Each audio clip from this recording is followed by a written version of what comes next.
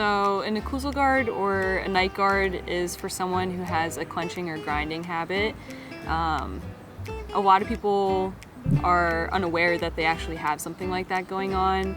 Some people know they'll wake up with like headaches or some pain in like the muscles around their face. Some people will have like an earache or a headache associated with it, and maybe don't 100% know what it's coming from, but a lot of times it's coming from the clenching that's going on at nighttime when we can't control it. So a night guard is a protective covering. It's similar to a sports guard that you wear when you're playing football or something like that, but we make them custom fit to your teeth, and what it does is it helps to reposition the jaw a little bit open, and it helps to protect the teeth from grinding against each other and causing damage to one another. What the guard does is it helps to open your jaw to the most comfortable position that your jaw can be in this position, and it allows the muscles in that area to relax at nighttime and stabilize the joint to help prevent progression of arthritis or any dysfunction of the joint. So a lot of my patients, when I recommend them a night guard, their first question is, how am I going to sleep with that? That sounds really annoying to sleep with. Or they've tried over-the-counter night guards and have had bad experiences with them. But the difference between the ones that we make here in the office versus the ones that are over-the-counter is that we custom make them to your teeth. We send it to a lab and it's custom made to your mouth. So it's made to stay in there very tightly. It's not going to move around at nighttime. And most of my patients, once they give it a shot and they wear it for a couple days, couple nights, they're totally comfortable with it and they can't sleep without it. Yes, it's extremely specific. What we do is we take a scan or an impression of your teeth and we send it to a lab, and they use those models that we send them to custom make it to your teeth, so no one else can wear your night guard. It's specifically made for you.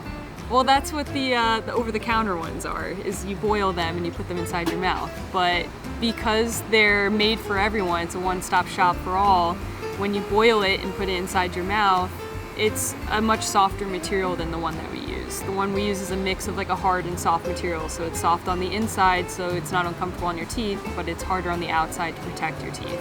Compared to the ones over the counter, they're really squishy. It's because they're made for everyone. And at nighttime it can actually do more damage because your brain wants to chew on it like gum, and it puts actually more tension on the muscles in the joint, which can cause more damage down the line. If you have retainers, if you're someone who wears retainers, you can still get a night guard. It still acts as a retainer, but it will give you that extra effect of both protecting your teeth but also opening your jaw to that comfortable position. If you're just wearing retainers, that will at least protect your teeth from damaging one another, but you're going to end up, because it's a thinner material, you're going to have to replace the retainers more often. Compared to the night guard, it's a little thicker and can take the grinding force better.